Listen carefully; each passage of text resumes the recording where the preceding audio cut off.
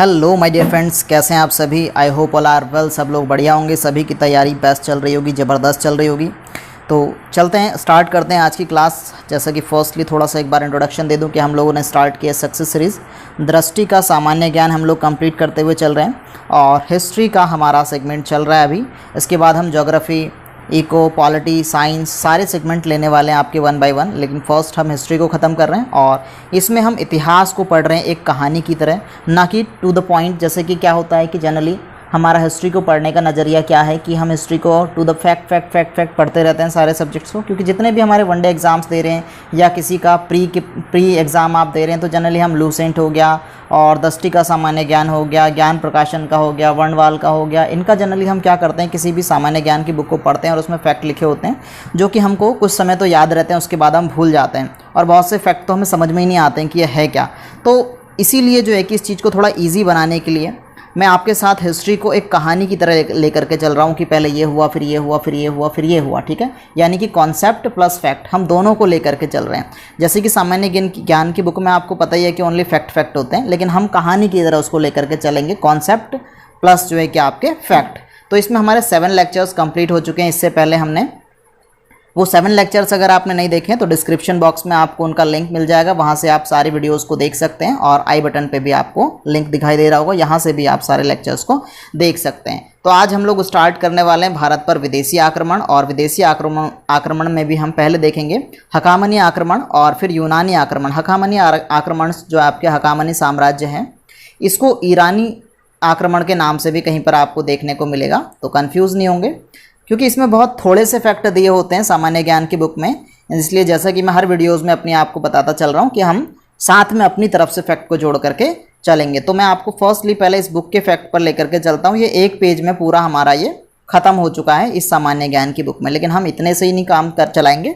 हमने ये series start की है और मेरा पर्पज़ आपका ये है कि आप केवल और केवल ग्रुप सी के नहीं, ग्रुप बी के, ग्रुप ए के, आप यूपीएससी का प्री दें, आप यूकेपीएससी का प्री दें, या आप किसी भी स्टेट पीसीएस को देने जा रहे हैं, आप इजीली उसको टैकल कर सकें। वहाँ पे आपके क्वेश्चंस को आप आसानी से समझ सकें, आप एलिमिनेट कर सकें, आंसर्स को सही तरीके से माइंड में रिकॉल कर सकें। इस तरीके से हम लोग पढ़ने वाले, बिल्कुल मज़ेदार तरीके से। तो इतने पेज में अपना काम चलने वाला नहीं है, इसे भी हम निपटाएंगे, लेकिन हम इसमें इससे भी 4 गुना चीज़ें और ऐड करके चलेंगे। ठीक है, तो देखेंगे। पहले मैं आपको फर्स्टली बता दूं कि हमने इससे पहले जो है कि मौर्यन एम्पायर को महाजनपद काल को ख़त्म किया, और महाजनपद काल में हमारा भी मौर्यन एम्पायर चलना है।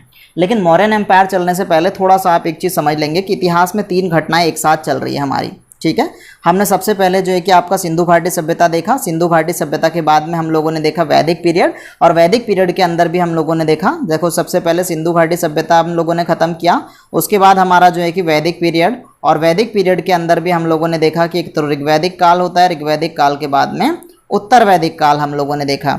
ठीक है, उत्तर वैदिक काल के बाद में हम लोगों ने स्टार्ट किया 3 घटनाएं अब आपकी एक साथ चलेंगी उत्तर वैदिक काल के बाद में। अब जो है कि यहाँ पर महाजनपद काल की स्टार्टिंग हो जाती है, महाजनपद काल।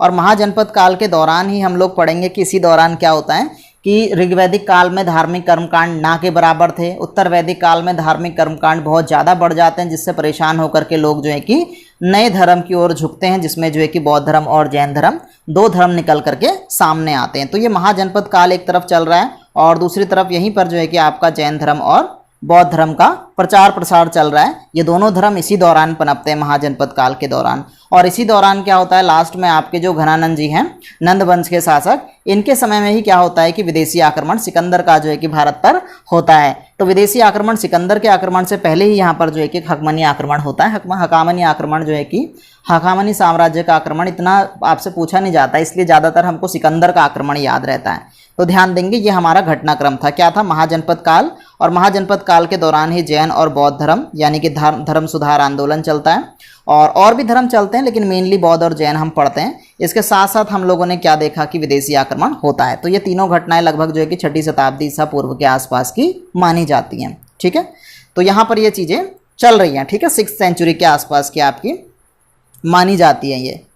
अब इसमें हम लोग बात करते हैं, जैसे हम लोगों ने देखा महाजनपद काल 6ठी शताब्दी ईसा पूर्व का भारत, हमने देखा सिंधु घाटी हम सभ्यता देखी, ऋग्वैदिक उत्तर वैदिक काल और महाजनपद काल, ये सारी चीज़ें हमने देखी कि किस तरीके से महाजनपद काल में जो है कि मगध साम्राज्य जो है कि सबसे ज़्यादा उभर करके आता है। हमने इसमें 16 महाजनपदों की बात की, 16 महाजनपद आपको जो है कि याद होने चाहिए। ये 16 महाजनपद मैंने आपको याद करने का तरीका नॉर्मली बताया था कि हम स्टार्टिंग के 3 लर्न करेंगे, फिर 3 लर्न करेंगे, फिर इन 4 को लर्न करेंगे, फिर इन 3 को लर्न करेंगे, और ये बाहर जो विदेशी आक्रमण होते हैं आपके यहाँ से स्टार्ट होते हैं काम्बोज और गांधार से। ये काम्बोज और गांधार पर पहले जो है कि यहाँ पर हकामनी साम्राज्य का जो है कि शासक जो है कि एक ये इस पर अटैक करता है, उसके बाद में फिर जो है कि यहाँ पर इनसे सिकंदर यहाँ पर आक्रमण करता है। यहीं से हिंदुकुश पर्वत से होते हुए जो है कि क्या होता है यहाँ पर सिकंदर भारत में एंट्री करता है। तो हम इसको आगे पढ़ेंगे, लेकिन हम पहले देख लें कुरु पांचाल कौशल वज्जी। कुरु पांचाल कौशल आपको 3 याद रखना है, फिर वज्जी मल अंग याद रखना है, फिर आपको ध्यान रखना है मगध जो है कि बिल्कुल पावरफुल साम्राज्य, और उसके साथ थे काशी वत्स और सौरसेन। ठीक है, सौरसेन के बाद हमने देखा जो है कि आपका मत्स्य अवंती चेदी या चेदी अवंती, मत्स्य करके हम लोग इसको पढ़ने वाले हैं। फिर हम देखेंगे काम्बोज और आपका गांधार। ये आपने 16 जो है कि महाजनपद देखे थे, और एक हमने देखा था दक्षिण भारत का एकमात्र महाजनपद, भारत के बाहर 2 महाजनपद। ठीक है, ये जो है कि भारत के बाहर हैं। ठीक, जो आपका काम्बोज है ये अफगानिस्तान और पाकिस्तान के बॉर्डर पर है, गांधार आपका जो है कि पूरा पाकिस्तान में है। तो इस तरीके से हम जो है कि इसको देखते हैं, और हम मगध तक पहुंच गए थे, हमने मगध साम्राज्य देखा था, और मगध साम्राज्य के दौरान ही क्या होता है कि यहाँ पर एक विदेशी आक्रमण होता है।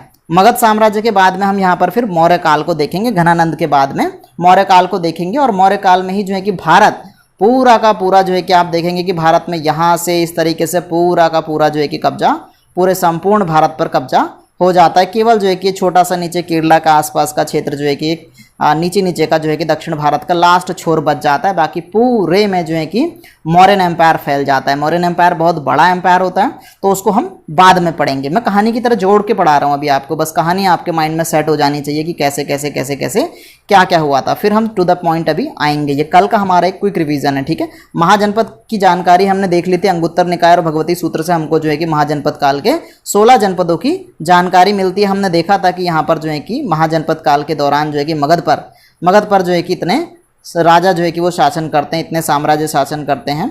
आपका हर्यक वंश शासन करता है, फिर जो है कि आपका शिशुनाग हो गया, और फिर आपका नंद वंश हो गया। और इसी नंद वंश के दौरान, ये जो आपका नंद वंश है ना, इस नंद वंश के दौरान घनानंद के समय में यहाँ पर जो है कि सिकंदर का आक्रमण होता है। ठीक है, और फिर जो है कि सिकंदर जो है कि पोरस राजा से जो है कि युद्ध करने के बाद में वापस लौट जाता है। बड़ी इंटरेस्टिंग कहानी है कि जो सिकंदर जो है कि पूरे विश्व विजय के लिए निकला था, वो भारत के जो है कि एक छोटे से राजा से डर करके कैसे वापस चला जाता है, क्या कारण था इसके पीछे, बड़ी इंटरेस्टिंग बड़ी मज़ेदार कहानी है। और फिर यहाँ पर जो है कि चंद्रगुप्त मौर्य का विशाल जो है कि एक अखंड भारत की जो संकल्पना है वो स्टार्ट होती है। ठीक है, तो इसको भी हम बड़े मज़ेदार तरीके से ख़त्म करने वाले हैं। तो यहाँ से हम लोग, ये बुक का आपका पैटर्न दे रखा है, यहाँ से इसको हम बुक से नहीं देखेंगे, बुक से बाद में देखेंगे। पहले जो है कि मैं आपको अपने नोट्स के अकॉर्डिंग लेकर के चलता हूँ।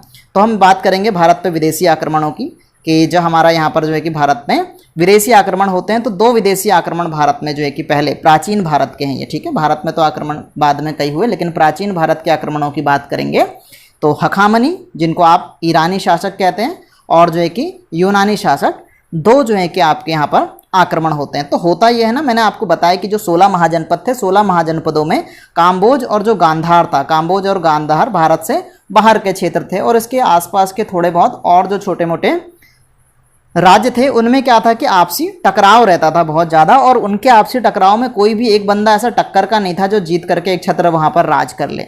तो इस चीज़ का फ़ायदा उठाती हैं विदेशी शक्तियाँ, और वो विदेशी शक्तियाँ थी आपके हकामनी और यूनानी शासक। अब इनमें जो है कि सबसे पहले हकामनी साम्राज्य जो है कि यहाँ पर भारत पे आक्रमण करता है। तो सर्वप्रथम भारत पर जो विदेशी आक्रमण किया वो हकामनी साम्राज्य ने किया। हकामनी वंश ने सबसे पहले भारत पर आक्रमण किया, और किसने किया ये भी ध्यान रखेंगे, साइरस द्वितीय ने सबसे पहले भारत पर आक्रमण किया। मैं बात कर रहा हूँ आक्रमण किया, लेकिन कैसा आक्रमण किया, असफल प्रयास रहा यह आक्रमण का, कोई सफलता इसको हासिल नहीं होती है साइरस द्वितीय को। तो आपका एक प्रश्न बनता है, भारत पर सबसे पहले किस विदेशी शासक ने आक्रमण किया। आपका दूसरा क्वेश्चन बनता है, भारत में सबसे पहले किस विदेशी शासक ने सफल आक्रमण किया। क्वेश्चन को बड़ा तरीके से आपको अगर पता है नहीं है तो आप कंफ्यूज हो जाएंगे। आपने अगर इतना पढ़ा है केवल आक्रमण किया तो आप किसी को भी लगा देंगे। ठीक है, आपको ध्यान रखना है एक सफल आक्रमण है, एक असफल आक्रमण है। जो असफल प्रयास रहा सबसे पहले जो है कि वो हकामनी साम्राज्य के साइरस द्वितीय ने असफल प्रयास किया भारत पर आक्रमण करने का। ठीक है, उसके बाद में क्या होता है कि इन्हीं के एक वंशज है दारा प्रथम इनके बाद में। ठीक है, इनके पोते हैं, शायद पोते के पोते या पोते के बेटे कुछ ऐसे ही हैं, या पोते ही होंगे, इतना इतिहास में हमको विदेशियों के जाना नहीं है। तो दारा प्रथम इन्हीं के वंशज हैं, पोते हैं मेरे ख्याल से इनके ये। तो इन्होंने क्या किया, भारत पर सफल आक्रमण किया। ध्यान रखेंगे, आपको नाम ध्यान रखना है, दारा प्रथम हम उनको कह रहे हैं, लेकिन उनका नाम जो है कि हकामनी साम्राज्य में आपको डेरियस फर्स्ट देखने को मिलेगा। तो भारत पर प्रथम आक्रमण कर सफल प्रयास, असफल साइरस द्वितीय ने किया, प्रथम आक्रमण माना जाएगा इसको, लेकिन असफल। द्वितीय आक्रमण लेकिन भारत का पहला सफल आक्रमण डेरियस फर्स्ट दारा प्रथम करते हैं। ठीक है, और ये कब किया इन्होंने, 516 ईसा पूर्व इन्होंने गांधार को जीता। दो थे, एक काम्बोज जो है कि आपका पाकिस्तान और अफगानिस्तान की सीमा में, और पूरी तरीके से पाकिस्तान में गांधार 16 महाजनपदों में। ठीक है, जैसे भारत आज हमारा 28 राज्य 8 यूटीज़ में बटा हुआ है, ऐसे पहले क्या था कि इसी प्रकार से पहले जो है कि भारत 16 महाजनपदों में यानी कि 16 राज्यों में बटा हुआ था। जो 2 राज्य थे हमारे वो बाहर के थे, काम्बोज और गांधार। तो गांधार पर ये कब्जा कर लेता है कौन, दारा प्रथम। ठीक है, जिसको आप डेरियस फर्स्ट कह सकते हैं। ये जो है कि अब आक्रमण कर लेता है और फारसी साम्राज्य में गांधार को मिला लेता है। इसके बाद इसने क्या किया, फिर ये थोड़ा आगे बढ़ता है और यहाँ सिंधु, आप देखेंगे कि अगर आपको भारत के नक्शे का थोड़ा बहुत नॉलेज है तो आपको पता होगा कि इस प्रकार से यहाँ पर आपकी सिंधु नदी बहती है। ठीक है, ये पूरा सिंधु नदी का क्षेत्र है। तो सिंधु नदी के क्षेत्र में यहाँ पे क्या है, ये भारत में भी इस प्रकार से एंट्री करती है। तो यहाँ पर, यहाँ सिंधु के तट पर इस प्रकार से ना, यहाँ पर तो आपका गांधार था पाकिस्तान, और ये आपकी सिंधु नदी बह रही है। तो गांधार के बाद में आगे को वो सिंधु नदी की तरफ को बढ़ता है, फिर यहाँ से भारत में बढ़ता है। तो सिंधु नदी के आसपास का क्षेत्र भी जो है कि इसने अपने कब्जे में लिया था। तो सबसे पहले जो है कि भारत पर सफल आक्रमण किसने किया, दारा प्रथम ने किया, और इसने उसके बाद सिंधु घाटी के आसपास के क्षेत्र पर भी अपना कब्जा कर लिया साहब। अब क्या होता है कि इसके बाद में हम आगे देखते हैं कि क्या है, ये दारा प्रथम ने ही सर्वप्रथम सिंधु घाटी के, सिंधु जो आपकी नदी है इसके तटवर्तीय भूभागों पर कब्जा किया। और फिर आते हैं दारा तृतीय यानी कि डेरियस थर्ड। ये हकमनी साम्राज्य का सबसे अंतिम शासक माना जाता है, और इसको बड़ी बुरी तरह से इनका पंगा होता है सिकंदर के साथ, और सिकंदर इनको जो है कि बिल्कुल बहुत बुरी तरीके से परास्त करता है। और कौन से युद्ध में परास्त करता है ये आपसे प्रश्न पूछ लेता है, तो आपको ध्यान रखना है अरबेला का, या जो है कि गोगामेला के युद्ध में 331 ईसा पूर्व सिकंदर डेरियस थर्ड को धूल चटा देता है। तो देखो सबसे पहले कौन आते हैं, आपको ध्यान रखना है, सबसे पहले आते हैं साइरस द्वितीय, असफल प्रयास करते हैं। फिर आते हैं दारा प्रथम, सफल प्रयास करते हैं। फिर जो है कि वो प्रथम प्रयास जो करते हैं वो क्या करते हैं, गांधार को जीत करके अपने अंडर में ले लेते हैं। फिर उसके बाद आते हैं दारा थर्ड, और दारा थर्ड क्या करते हैं, दारा थर्ड सिकंदर से हार जाते हैं। कहाँ हारते हैं, अरबेला के युद्ध में या गोगामेला के युद्ध में 331 ईसा पूर्व ये हार जाते हैं। और इस प्रकार फिर क्या होता है, सिकंदर महाराज की भारत की तरफ को नज़र पड़ती है, और मगध साम्राज्य जो है कि बहुत ही ज़्यादा चर्चाओं में रहने वाला, बहुत ही समृद्ध जो है कि एक साम्राज्य था। तो वो सबको जो है कि चर्चाओं में था, सभी की उस पर नज़र थी। तो सिकंदर सोचता है कि क्यों ना अब इस पर हाथ डाला जाए, यहाँ पर आक्रमण किया जाए, और सिकंदर भारत की तरफ को बढ़ जाता है। ठीक है, थोड़ा सा वापस से मैं आपको अब कहानी को जोड़ लेता हूँ वापस से, फिर से हम एक बार देख लेते हैं। ये चीज़ें हमने वैसे रिपीट कर ली कि 600 ईसा पूर्व में क्या होता है कि यहाँ पर हमने देखा जो है कि बौद्ध जैन इनका उदय होता है, 16 महाजनपदों का उदय होता है। फिर जो है कि इनमें 16 महाजनपदों में मगध बहुत ज़्यादा उभर करके आता है, आर्थिक राजनीतिक कंडीशन इसकी बहुत ज़्यादा अच्छी थी, और कौशल जो है कि वज्जी, अवंती, मगध, ये 4 जो है कि बहुत ज़्यादा समृद्ध उस समय के भारत के राज्य हुआ करते थे, महाजनपद हुआ करते थे। और मगध की जो प्रॉस्पेरिटी का कारण था जिसकी वजह से सिकंदर यहाँ को अट्रैक्ट होता है, वो क्या था कि यहाँ पर बहुत ज़्यादा लौह खनिजों की उपलब्धता जो थी, यहाँ पर जो है कि जलमार्गों पर जो है कि नदी के किनारे तटवर्ती क्षेत्र होने के कारण आसपास के नदी क्षेत्रों पर मगध का साम्राज्य था। यहाँ पर नदी तट क्षेत्र होने के कारण नदियाँ अपने साथ जलोढ़ मृदा बहा करके लेके आती थी, जिससे एग्रीकल्चर बहुत ज़्यादा बढ़िया था। यहाँ पर गज सेना थी, यहाँ पर कीमती लकड़ियाँ थी, यहाँ पर बहुत बढ़िया कूटनीतिज्ञ जो हैं कि अवेलेबल थे, यहाँ के राजा बड़े महत्वाकांक्षी थे, यहाँ पर मुद्रा विनिमय सिस्टम चला करता था, वस्तु विनिमय ख़त्म करके यहाँ पर मुद्रा विनिमय मुद्रा चलती थी, समृद्ध जनसंख्या थी, यहाँ पर प्रॉस्पर जनसंख्या थी यहाँ की, और अत्यधिक महत्वाकांक्षी शासक थे, जिस कारण मगध बड़ा ही समृद्ध एक राज्य था, बहुत ही प्रॉस्पर राज्य था उस समय। सभी विदेशी शक्तियाँ इसकी तरफ को जो है कि ललचाई नज़रों से देखती थी। तो सिकंदर क्यों नहीं ललचाता, सिकंदर ने सोचा चलो भैया यहाँ पर अटैक किया जाए। ठीक है, तो हम देखते हैं कि इसमें भी क्या होता है कि इसमें हर्यक वंश, शिशुनाग वंश, नंद वंश, मौर्य वंश ये शासन करते हैं। मगध पर शासन करने वाले वंशों के नाम है ये। और इनमें जो है कि आपका जो नंद वंश था, नंद वंश का एक बंदा था घनानंद, धनानंद आगे नाम आएगा। ठीक है, इसकी चर्चा हमको मिलती है मुद्रा राक्षस से। विशाख दत्त ने लिखा था मुद्रा राक्षस। इसमें जो है कि इसने नंद शासकों के अत्याचारों के बारे में वर्णन किया है। कहीं पूरी मुद्रा राक्षस नंद वंश के अत्याचारों से नहीं भरा है, लेकिन इसमें नंद वंश के अत्याचारों की बात की है कि घनानंद कितना बेकार आदमी था। इसकी दमनकारी नीतियों की बात की है इसके कि कितना बेकार का मतलब ऐसा नहीं कि निकम्मा आदमी था, बढ़िया तगड़ा आदमी था, बहुत तगड़ी इसके पास फोर्स थी, बहुत अच्छा जो है कि शासक था। लेकिन क्या है कि जनता के प्रति जो है कि थोड़ा सा उदार नहीं था, बिल्कुल कड़क बंदा था। तो भारतीय इतिहास का जो है कि प्रथम जासूसी ग्रंथ माना जाता है मुद्रा राक्षस को। ध्यान रखेंगे थोड़े से पॉइंट मुद्रा राक्षस के बारे में।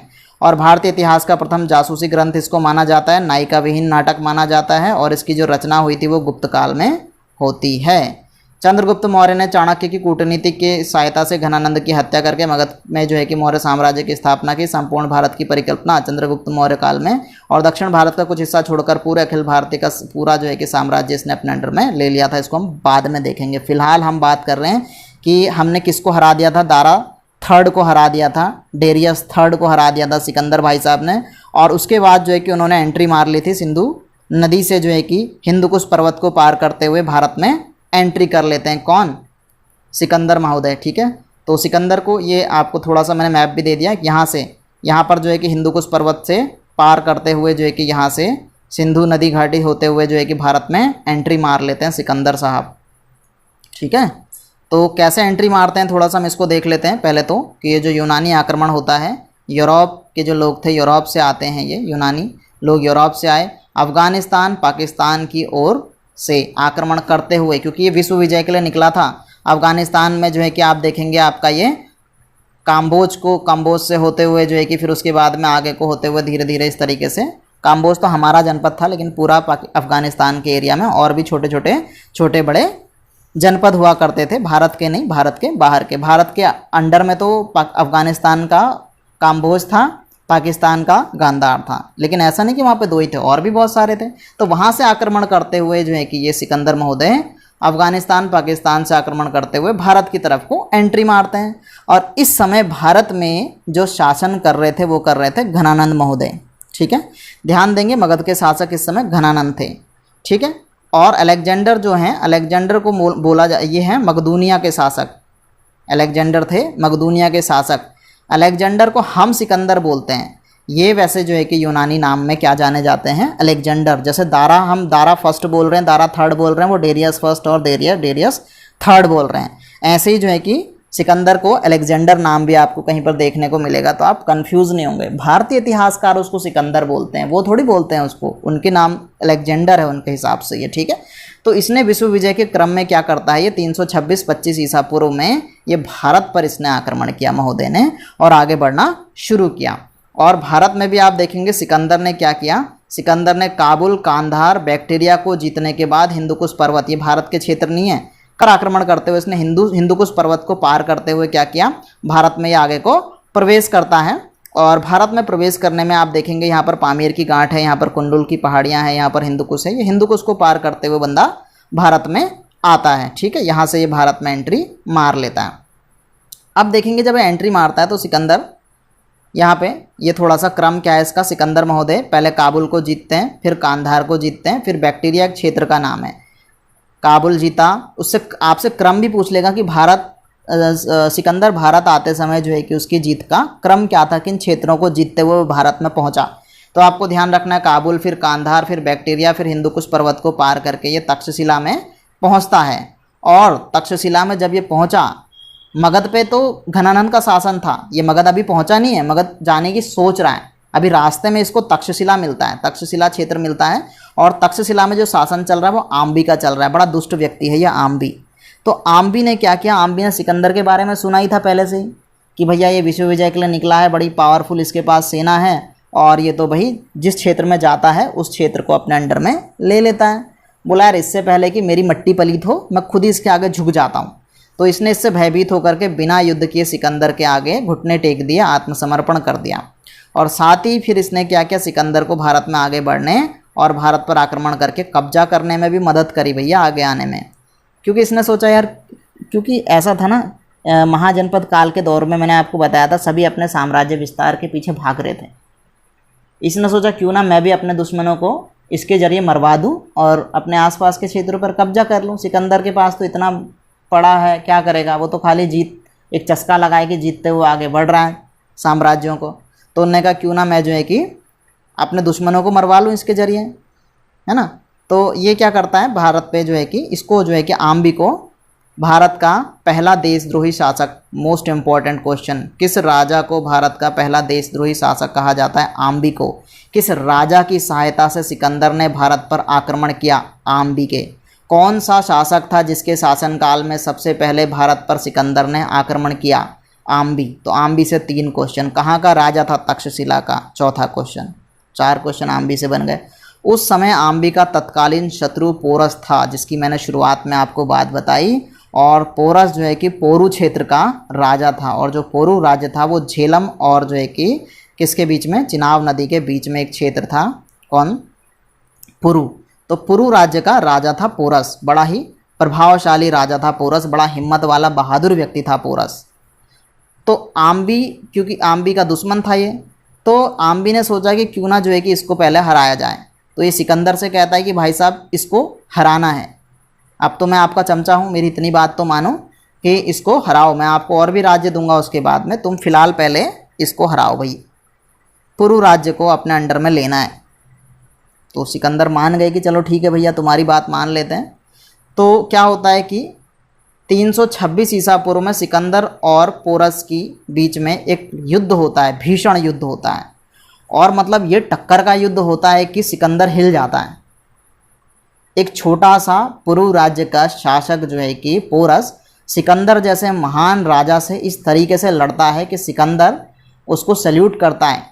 सिकंदर जीत जाता है उससे, पुरु जो है कि पुरु राज्य उसके अंडर में आ जाता है सिकंदर के। लेकिन वो लड़ता इतनी बहादुरी से है कि जो सिकंदर की सेना थी वो कांप जाती है, मतलब वो डर जाती है कि यार इतने छोटे पुरु राज्य का, इतने छोटे से राज्य का राजा पोरस जब इतना शक्तिशाली, इतना प्रभावशाली है, तो भारत की जो मगध साम्राज्य है जिसकी पूरे विश्व में इतनी चर्चा है, यार मगध तो फिर पता नहीं कितना पावरफुल होगा, मगध का शासक कितना पावरफुल होगा।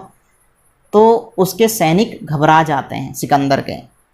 पोरस से तो जैसे तैसे वो भिड़ करके जीत गए, पोरस से जीत जाते हैं, लेकिन मतलब सिकंदर उसके आगे नतमस्तक हो जाता है कि यार क्या चीज़ है मतलब पोरस।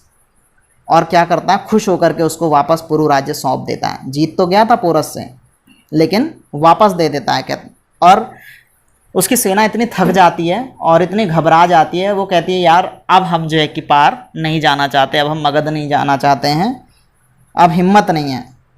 सिकंदर भी कहता है चलो यार कोई नहीं। सिकंदर भी जो है कि पता नहीं क्या सोच करके उसके बाद में वो भी टर्न ले लेता है कि ठीक है चलो, अपनी सेना का मान रखता है कि ठीक है मेरी सेना अब लड़ने के लिए तैयार नहीं है, विश्व विजय के लिए निकली है, पता नहीं कितना साम्राज्य जीतते हुए आगे। वो तो बस बढ़ रहा था जी, आगे बढ़ने में लगा था, जीतने में लगा था, बढ़ने में लगा था। कोई ऐसा नहीं था कि इसको मेरे को अपने अंडर में लेना है, उसको मेरे को अपने अंडर में लेना है, ऐसा नहीं था सिकंदर का सीन। वो तो बस जीतते हुए आगे बढ़ रहा था। वहाँ पे उसे लगा कि यार कोई टक्कर का बंदा मिला है, उसने कहा चल छोड़ हटा यार, अब चलें वापस अपने देश, और यहाँ से चल देता है सिकंदर। अब क्या होता है, सिकंदर जो है कि याद रखेंगे कब भारत से लौटा। सिकंदर ने अपनी विश्व विजय को यहाँ भारत में जो है कि कहाँ पर रोका, पोरस के साथ युद्ध करने के बाद रोका। पोरस के साथ जो इसका युद्ध होता है, ये बड़ा फेमस युद्ध है आपको। इस युद्ध को जो है कि हाइडेस्पीच का युद्ध कहा जाता है। और भारत में क्योंकि चिनाब नदी के पास में हुआ था, इसलिए इसको चिनाब का झेलम का युद्ध कहा जाता है। झेलम, चिनाब नहीं सॉरी, झेलम। तो हाइडेस्पीच का जो है कि युद्ध, और भारतीय इतिहासकारों ने इसको झेलम का या वितस्ता का युद्ध का नाम दिया है, क्योंकि वितस्ता के तट पर यह युद्ध हुआ था।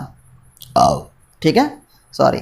तो फिर क्या है, सिकंदर की सेना पर झेलम वितस्ता के युद्ध का व्यापक मनोवैज्ञानिक प्रभाव पड़ा, और अब उन्होंने ब्यास नदी को पार करने से मना कर दिया कि राजा साहब अब नहीं जाना है, पता नहीं कैसा होगा मगध का शासक, बहुत थक चुके हैं, अब चलो वापस।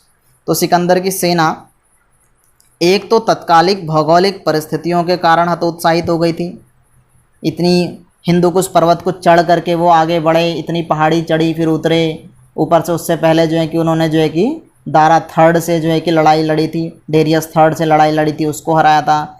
और बस लड़ते लड़ते ही आ रहे थे, बड़े थके हारे थे। उन्होंने कहा नहीं भाई अब नहीं जाना है, अब ब्यास नदी को पार करके मगध पर आक्रमण नहीं करना है। मगध पर तो भाई इतना खतरनाक शासक घनानंद शासन कर रहा है, इतना बड़ा साम्राज्य है, इतना शक्तिशाली, इसकी पूरी गाथा मैंने थोड़ी देर पहले आपको बता दी है ना। इतना शौर्य है, विशाल इसके पास गज सेना है, बड़ी पावरफुल सेना है, इतना समृद्ध राज्य, ना भाई ना, हम नहीं जा रहे।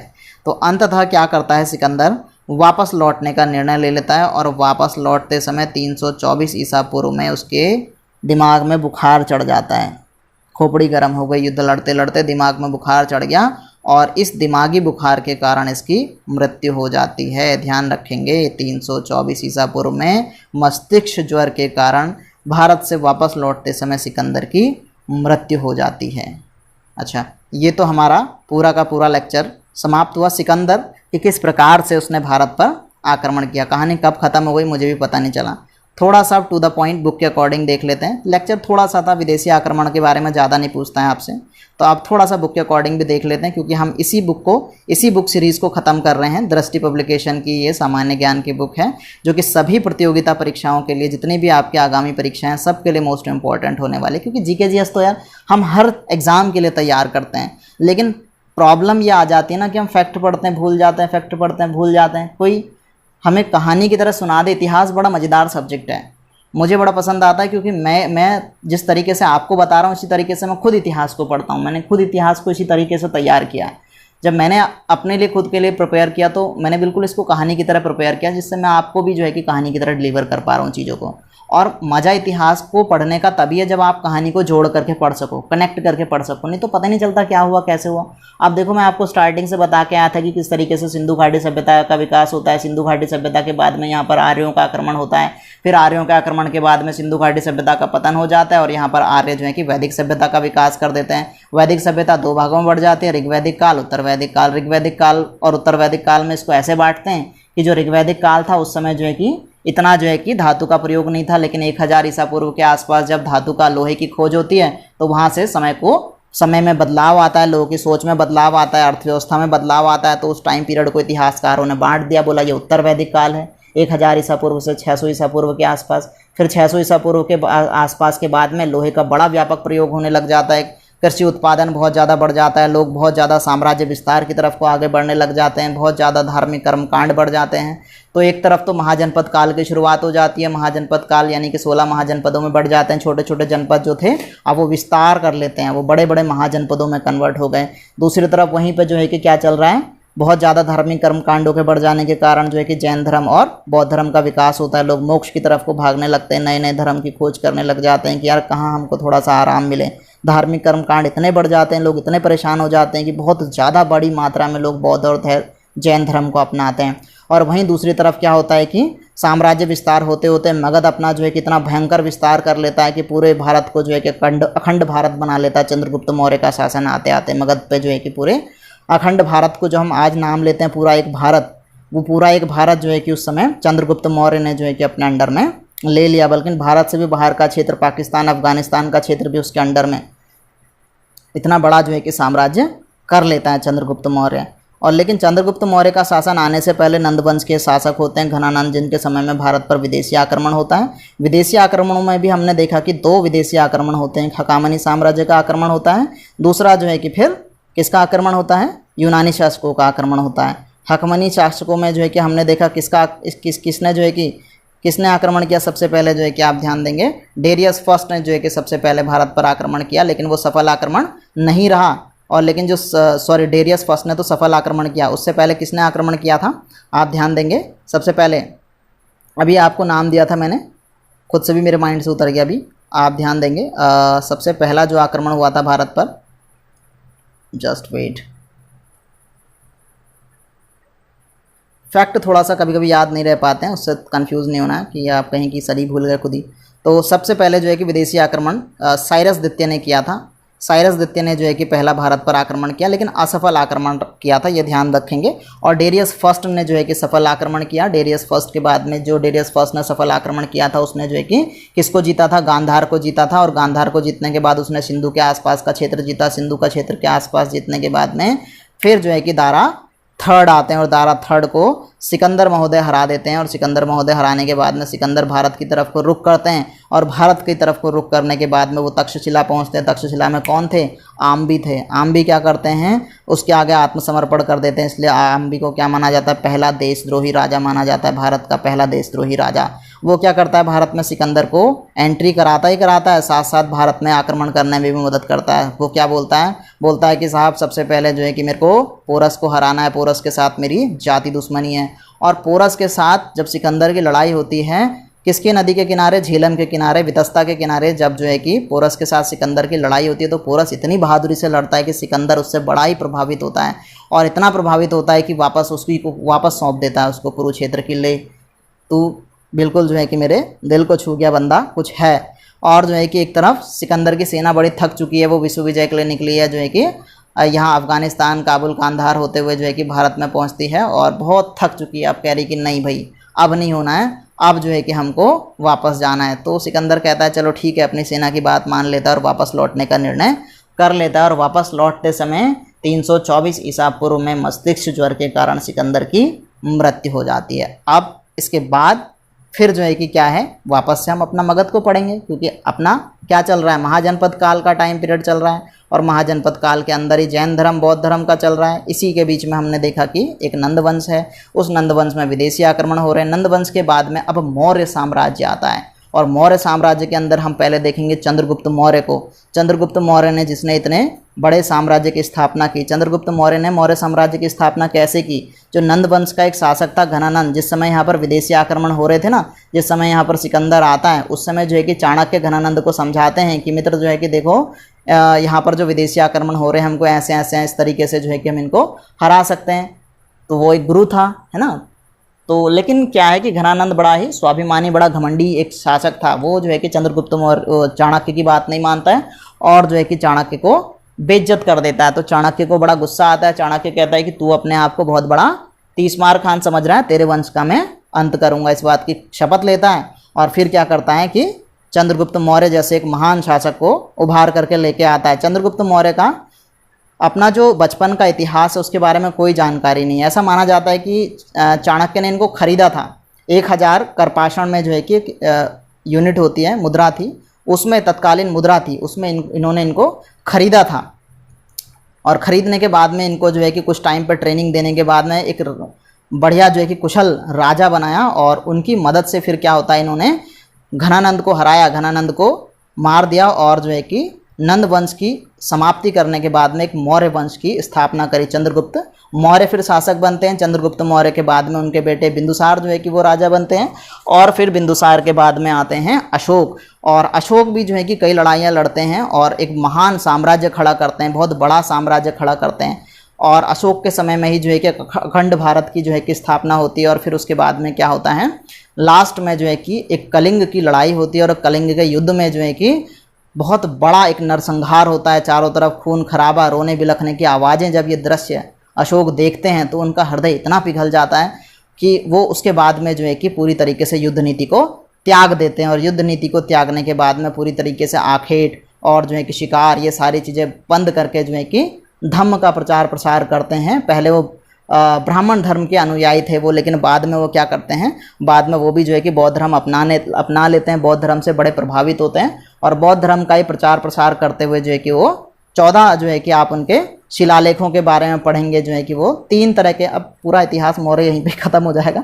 मौर्य काल को हम कल जो है कि स्टार्ट करते हैं। तो यहाँ पर फ़िलहाल जो है कि आप पढ़ते रहिए, आगे बढ़ते रहिए, खुश रहिए और जो है कि इसी तरीके से अपना प्यार और सपोर्ट बनाए रखिए। जिस तरीके से आपका प्यार और सपोर्ट मुझे मिल रहा है, मुझे बहुत मोटिवेशन मिलता है जब आप इस तरीके से सपोर्ट करते हैं, है ना। और बस इसी तरीके से अपना प्यार बनाए रखिए, पढ़ते रहिए, आगे बढ़ते रहिए। Bye bye, take care.